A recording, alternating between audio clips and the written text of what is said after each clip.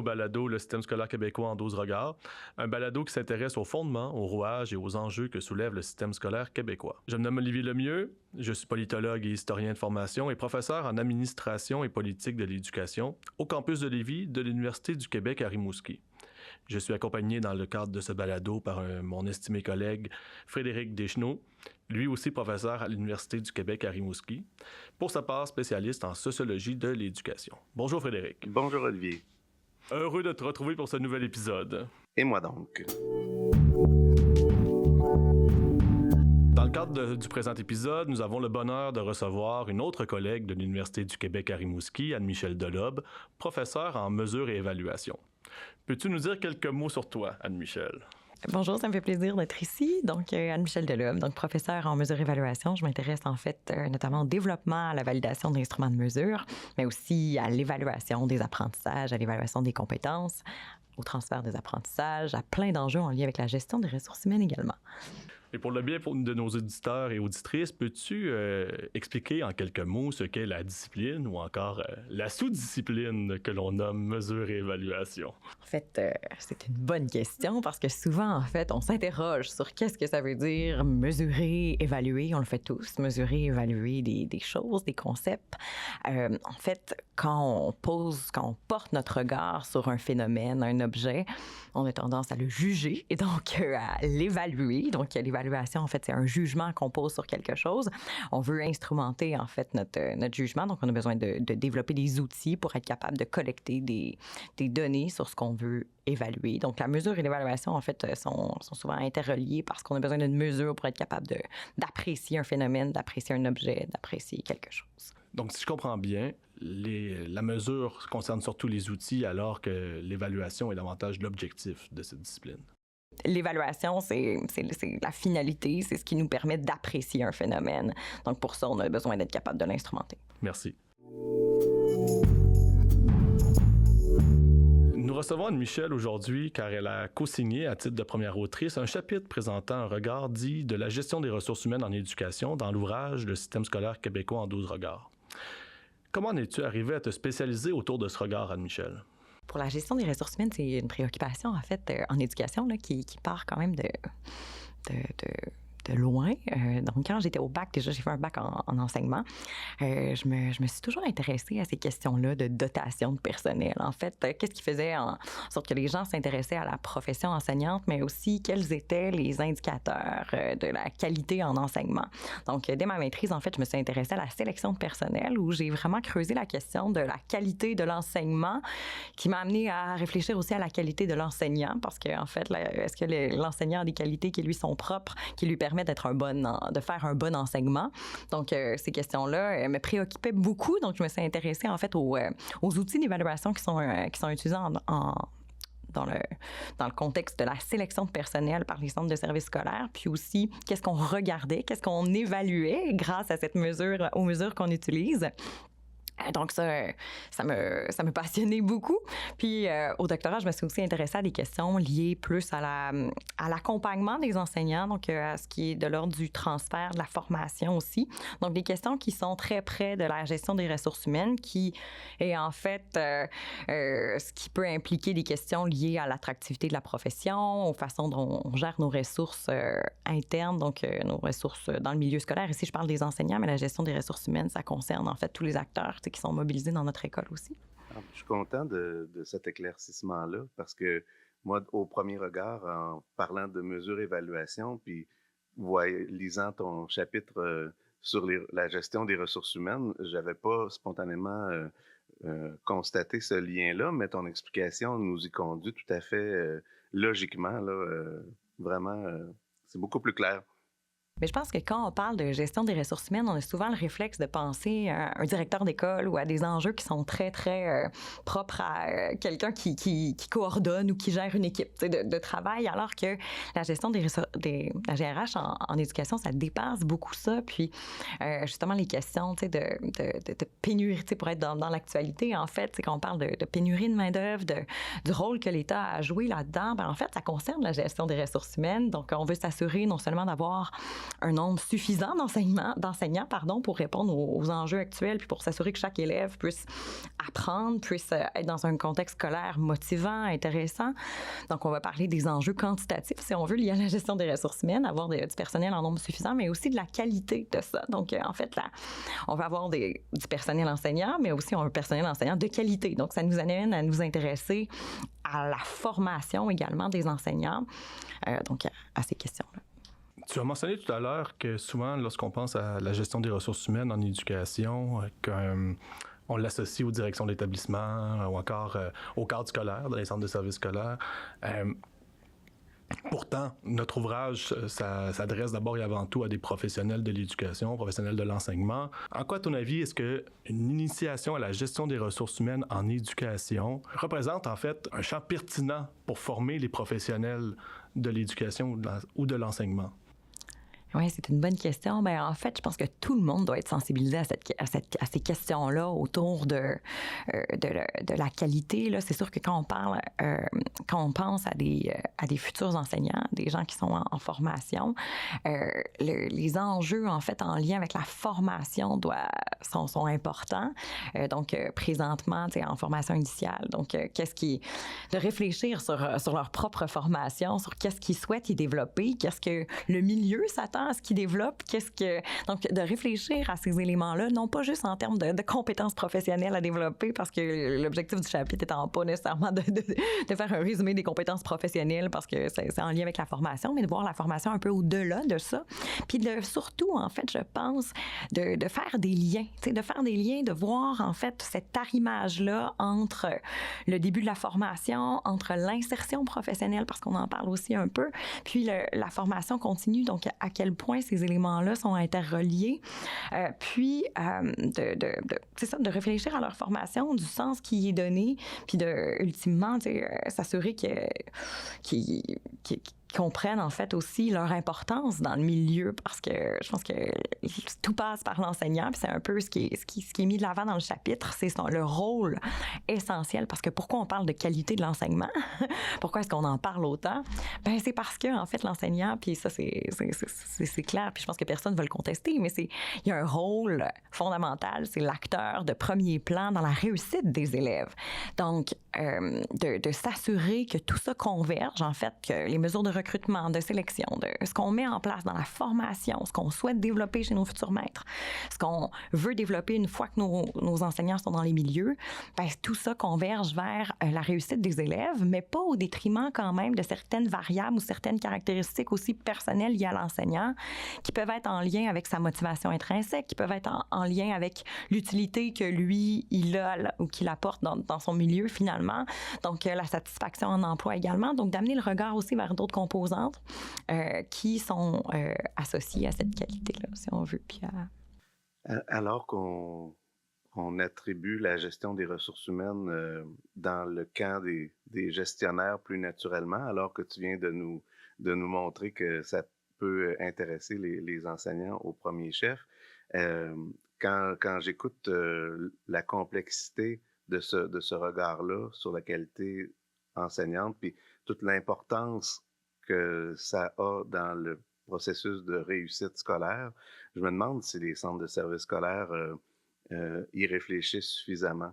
Je me demande si, dans le contexte de pénurie actuelle, on entend beaucoup cette boutade-là, si tu as 18 ans et que tu as un pouls, pas un pouls dans les cheveux, mais un pouls cardiaque, tu peux enseigner.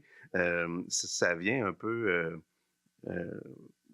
sabrer un peu, ou ça vient diminuer l'importance, on dirait, accordée à la qualité de l'enseignant, puis à tous les indicateurs que tu mentionnes. Oui, absolument. Bien, on en parle aussi dans le chapitre de professionnalisation, de déprofessionnalisation, qui est un concept dont on parle, hein, je tiens à le dire, mais pas seulement au Québec. On en parle à l'échelle mondiale présentement. Tu sais, la pénurie, c'est pas propre au Québec présentement. Oui, tout à fait. C'est international. L'UNESCO l'OCDE plutôt, vient de publier un rapport en 2024 concernant la pénurie puis les différents leviers sur lesquels nous, comme l'État ou les acteurs un peu plus locaux après les centres de services scolaires, peuvent mettre en place pour s'assurer, en fait, d'avoir un enseignant dans chaque classe, mais pas seulement d'avoir un enseignant dans chaque classe.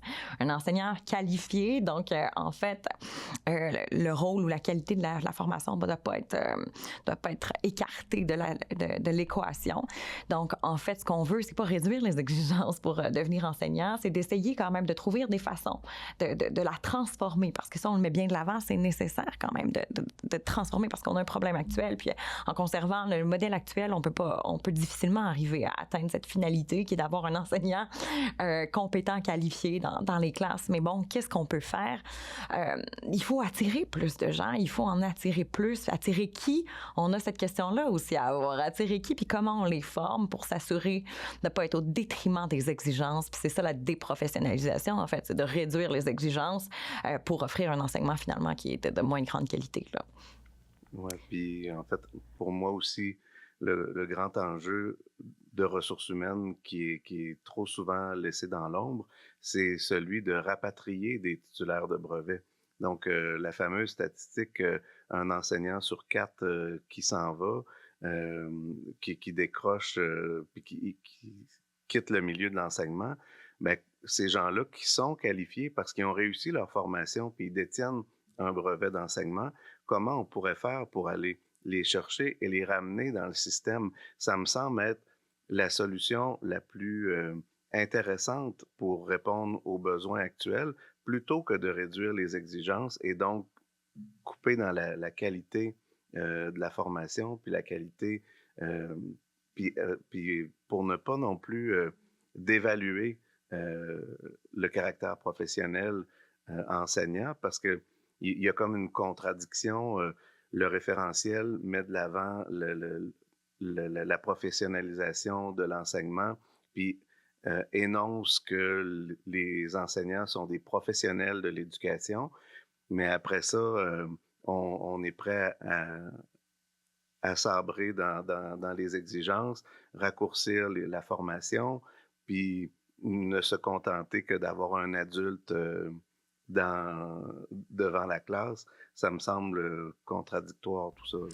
En effet, pour professionnaliser, donc pour faire de l'enseignant un professionnel de l'éducation, c'est ce qu'on veut en fait, ben ça prend quand même du temps. Donc il faut une formation de qualité. Il faut, avant de dire qu'on a confiance au jugement professionnel, parce que je suis en mesure d'évaluation naturellement de notre enseignant, encore faut-il qu'il ait eu l'occasion de le développer. Puis une des composantes du jugement professionnel est l'expertise, les connaissances qu'il possède. Donc il doit pouvoir, puis après les autres gens autour ont besoin d'avoir confiance en ce jugement-là. Donc il doit nécessairement être argumenté, justifié. Donc, c'est fondamental, en fait, de prendre le temps de bien les former. Le temps, c'est quoi le temps nécessaire? Mais ça, on pourrait en discuter longuement, mais d'où l'importance de s'entendre sur les qualités de l'enseignement. Qu'est-ce qui est nécessaire, en fait? Puis, le titre de mon mémoire portait sur penser la sélection en lien avec le développement professionnel. Le lien que je fais, c'est que qu'est-ce qui est essentiel à maîtriser au terme de la formation initiale? Donc, qu'est-ce qu'un enseignant, avant d'aller dans une classe, a besoin d'avoir comme compétence? Puis ça, c'est pas négociable. Parce que sinon, il ne pourra pas passer 2 semaines dans une classe et il va partir. T'sais. Qu'est-ce qu'il a besoin d'avoir? Puis qu'est-ce qui, après, finalement, peut se développer à certains niveaux différents, parce qu'après, on n'a pas tous le même rythme, là, mais qu'est-ce qui, finalement, peut se développer une fois qu'on est dans les milieux? Donc, le niveau minimal, au terme de la formation, qu'est-ce qui est attendu? Puis après, qu'est-ce qu'on peut développer par la suite dans le milieu? Donc, il y a probablement des connaissances spécifiques au milieu, par exemple, un contexte en milieu défavorisé, les connaissances de type d'élèves particuliers qui, là, en fait, peut être plus spécifique à un milieu, donc là, plus facile à développer une fois qu'on est, par exemple, en insertion professionnelle. Puis, je sais pas comment ça évolue, ces réflexions-là, mais souvent, en 2e, 3e année, il y a beaucoup de remises en question. Sur la classe, si on fait quelques stages, ils se questionnent à savoir, est-ce que je suis vraiment à ma place à enseigner? J'adore, puis souvent le discours. Le discours est toujours qui adore l'éducation. Mais ils savent pas s'ils veulent être en face d'une classe avec une vingtaine d'élèves. Ils préfèrent soit des fois des relations individuelles, qui me disent, bien sûr. Puis après, comment évoluent ces réflexions-là, je ne sais pas, mais ou ils vont peut-être faire un autre diplôme après pour se rediriger. Donc, il y en a quand même plusieurs qui me mentionnent ça. Donc, il y a comme une rupture. Ils s'inscrivent au bac en enseignement parce qu'ils considèrent que, souvent parce qu'il y a une passion d'emblée, ils aiment les enfants. Puis ça, c'est démontré aussi, là. Il y a des études qui montrent que les gens qui s'inscrivent dans des programmes en enseignement, en éducation, c'est des gens qui ont envie de faire une différence, qui aiment les enfants, qui ont des motivations de la sorte intrinsèques. Mais après, est-ce que c'est suffisant pour être enseignant ou est-ce que c'est les gens, tu sais, quelles sont les caractéristiques aussi des gens qui persévèrent dans la formation initiale? Parce qu'on en perd quand même beaucoup aussi, parce que là, on a beaucoup de mesures d'attractivité, on donne des bourses, on essaie de rendre la profession intéressante. Mais est-ce que c'est nécessairement la bonne façon d'attirer plus de candidats? Puis est-ce que ces gens-là, ceux qui s'y intéressent pour certains motifs, bien, sont nécessairement ceux qui vont persévérer dans la profession. Donc, des fois, c'est pas nécessairement à notre avantage comme société, ni à l'avantage des étudiants de leur vendre une image très illusoire du métier, de la profession enseignante, parce que ça nourrit pas ce qu'on appelle le fit entre mon profil, moi comme personne, puis le profil de l'emploi. Donc, d'avoir des descriptions des fois plus claires, plus réalistes de qu'est-ce qu'être enseignant, ça peut être plus vendeur que plus accrocheur, puis plus intéressant comme mesure que le fait de vendre juste le beau. Oui, mais effectivement, je sais pas si j'amène le débat ailleurs, mais est-ce qu'un ordre professionnel pourrait permettre de faciliter ou de rendre plus évident le caractère professionnel de l'enseignement? Parce que des fois, je me demande, moi aussi, à côtoyer les étudiantes et étudiants, ou à lire les travaux de recherche sur l'insertion professionnelle, j'en viens des fois à me demander si les enseignants eux-mêmes se perçoivent comme des professionnels. On dit qu'ils le sont, mais est-ce qu'ils se considèrent comme des spécialistes de leur métier? Parce qu'il y a un auteur, là, ça, c'est Maxwell dans son dernier ouvrage sur les lois en éducation, l'éthique et les lois en éducation, qui dit que ça peut être difficile de convaincre de la professionnalisation de l'enseignement parce qu'essentiellement, les enseignants font le commerce de savoir commun. Donc, ils ne sont pas détenteurs en apparence d'un savoir spécialisé qui fait d'eux des professionnels comme un médecin ou un avocat, mais qu'ils enseignent, c'est spécifiquement ce que tout le monde a appris au primaire et au secondaire. Donc c'est ça, toute la question de l'ordre professionnel puis de se considérer soi-même comme un professionnel. Je trouve que c'est des questions à se poser. Qu'en dis-tu, Olivier?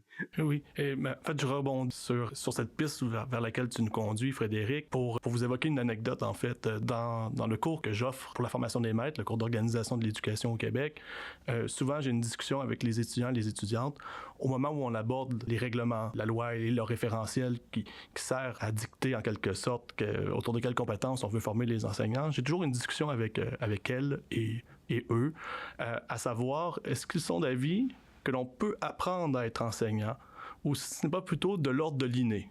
Et à chaque fois, je suis surpris de voir à quel point un très grand nombre d'elles et eux estiment qu'avant tout, les compétences qui sont inhérentes à la profession enseignante sont de l'ordre davantage de l'inné que de l'acquis.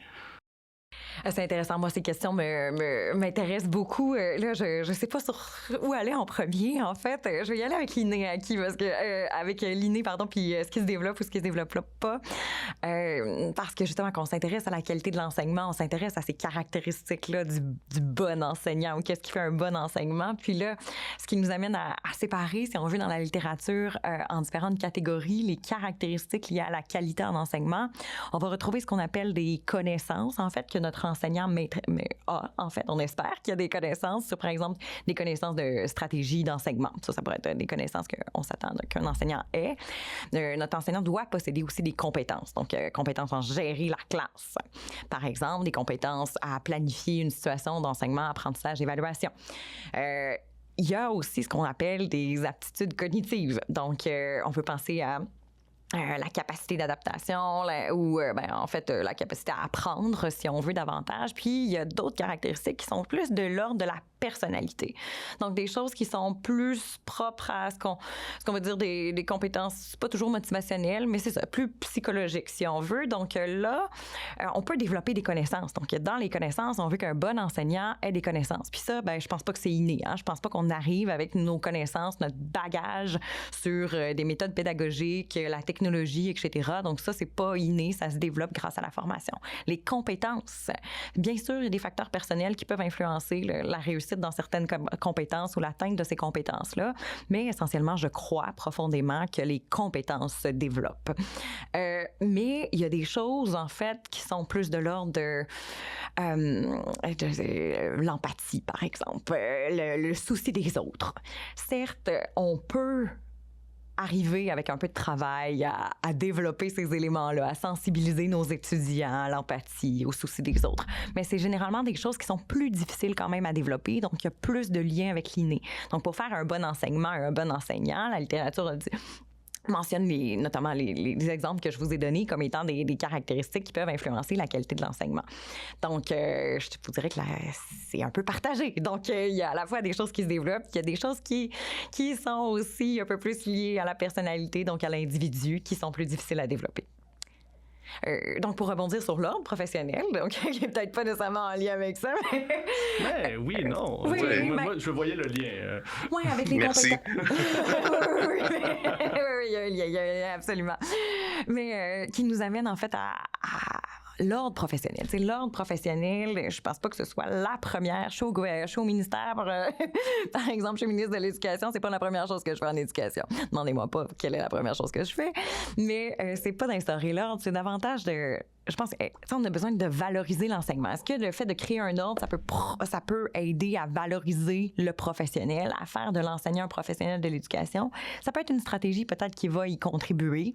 Je la mettrai pas seule dans un bassin de stratégie. Bien sûr, tu sais...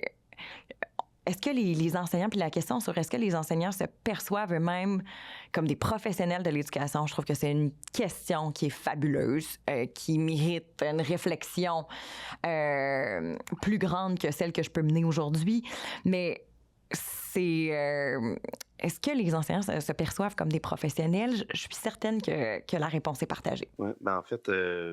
moi, l'ordre professionnel, je le vois pas comme un instrument ou une stratégie de valorisation, mais plutôt une stratégie de prise de contrôle, d'autonomisation. Puis parce que le caractère professionnel, une des caractéristiques inhérentes à la professionnalisation, c'est l'autonomie.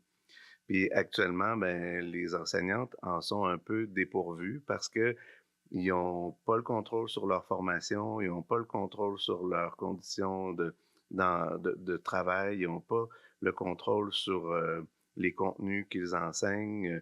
Donc, il y a un ordre professionnel leur permettrait de s'approprier ces éléments-là. Puis, tu disais, est-ce qu'au ministère, c'est la première chose que je ferais?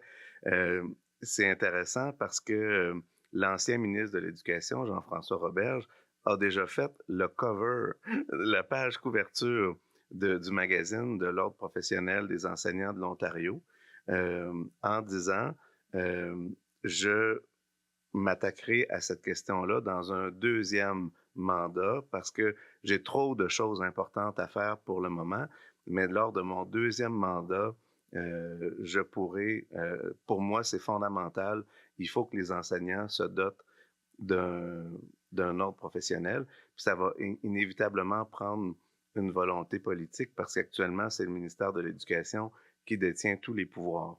Donc, il va falloir que, d'un point de vue politique, ils soient prêts à les laisser aller. Absolument, en fait, c'est un peu comme la révision du mode de scrutin. Hein. Les gens souhaitent voir arriver un ordre professionnel ou réviser le mode de scrutin jusqu'au moment où ils prennent le pouvoir. Une fois au pouvoir, pourquoi est-ce qu'on irait se badrer d'un contre-pouvoir comme un ordre professionnel quand on détient tous les pouvoirs autour de la profession enseignante? Alors, Frédéric, as-tu retenu des dernières minutes de notre discussion? En fait, moi, j'ai été agréablement surpris. C'est rien contre toi, Anne-Michel, mais disons que la gestion des ressources humaines en éducation, je ne l'associais pas aussi étroitement à des questions fondamentales comme la qualité, la professionnalisation, la rétention du personnel, donc la persévérance des enseignants dans le système. Donc pour moi, c'est une révélation de constater à quel point il y a des questions pertinentes qui sont, voire essentielles, qui touchent les enseignants et les enseignantes dans leur quotidien, puis évidemment les étudiantes et les étudiants pendant leur formation. Le système scolaire québécois en 12 regards est un balado développé par l'Université du Québec à Rimouski. Pour en apprendre davantage sur les éléments abordés à l'intérieur du présent épisode, nous vous encourageons à vous procurer l'ouvrage qui porte le même titre, publié aux presses de l'Université du Québec et dirigé par moi-même, Olivier Lemieux, et par Frédéric Deschenaux. Rendez-vous au prochain épisode.